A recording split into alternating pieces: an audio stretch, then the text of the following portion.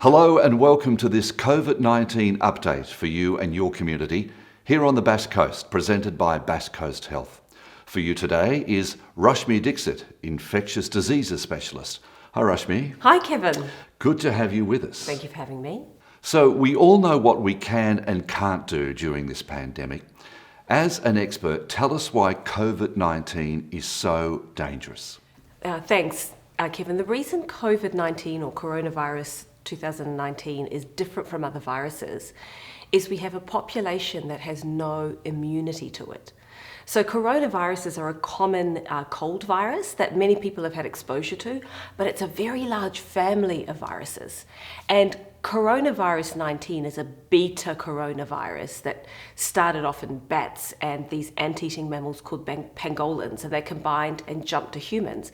And this particular strain of coronavirus, there is no pre-existing immunity, there's no immune system recognition of this virus in the population. So those who are particularly vulnerable to viral illnesses are getting a really big hit of it. Now, those who are strong and robust, they tend to fight the virus off at the first instance. So the virus hits and they can fight it off.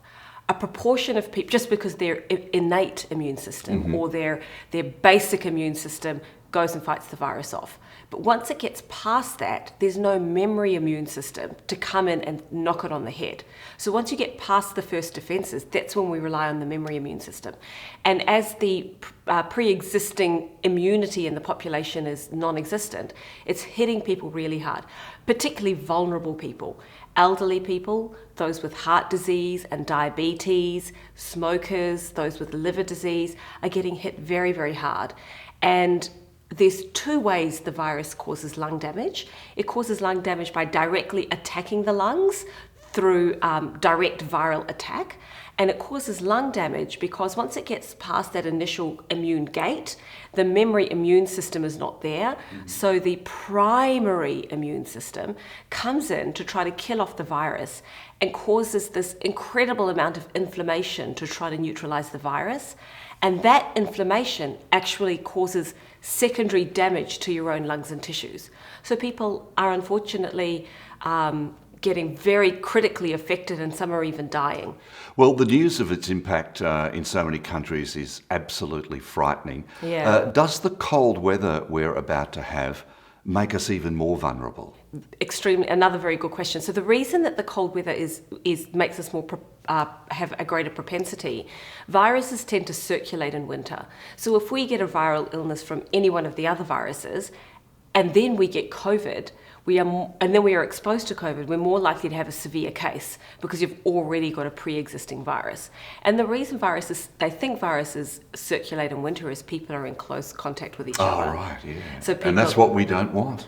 Right, so people are staying indoors, they're huddling, they're passing germs onto one another, and so you are then able to possibly get more than one virus at a time. The great thing at the moment is because we're physically distancing, we are actually preventing circulation of not just COVID, but many viruses in the community that we're then taking back to our indoor huddles and passing on to each other.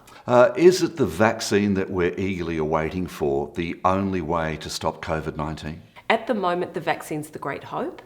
The vaccines are very, very effective at knocking viral illnesses on the head. They do that by creating herd immunity. And what herd immunity is that people develop that memory immune system, and they develop it without getting a severe case of the virus or even a mild case of the virus. And those small groups of people that either don't have a good immune system or are not able to be vaccinated are protected by a critical amount of people in the population surrounding them that are vaccinated. And once the vaccine's in place, the virus can't get into a person and it can't spread from person to person, and hopefully it'll die out. Now, we do need to be aware that the virus mutates or changes strains and can sometimes evade the immune system. So we're really relying on our vaccinologists, our vaccine specialists, to create a vaccine that will hit across a number of strains, or to continue to stay one step ahead of the virus and put out sequential vaccines that will stay on top of the changing virus. And of course, we're seeing on the news almost every night the progress being made on getting a vaccine. Yeah. So, Rashmi, what are the signs to look out for that something may be seriously wrong with us at the moment, as distinct from just the common cold? Just over 80% get a common cold. They get a fever, a fatigue, and a cough. About 20% get severe or critical. So that's when you're starting to get really short of breath. You're starting to have cough. The cough gets worse, particularly if there's sputum. The fatigue gets absolutely debilitating. You are having difficulty breathing and talking, and you may even develop chest pain because the virus can attack the heart, or tummy pain.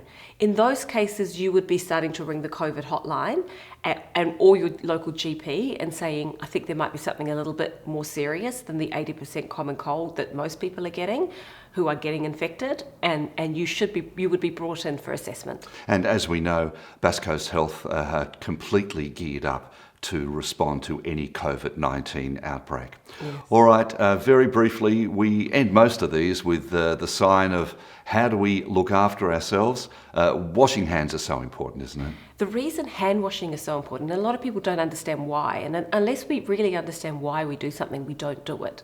So hand washing is so critically important because the virus is surrounded by a fatty layer, and soap is a detergent. Soap inherently is a detergent, and detergents get into fatty layers and break them up, right? So the fatty envelope, the soap gets in, breaks it up, and then there's the one end of the soap molecule gets into the fat, and the other end rinses the virus away with water. So you need 20 seconds to get that detergent action breaking down the fatty layer of the virus.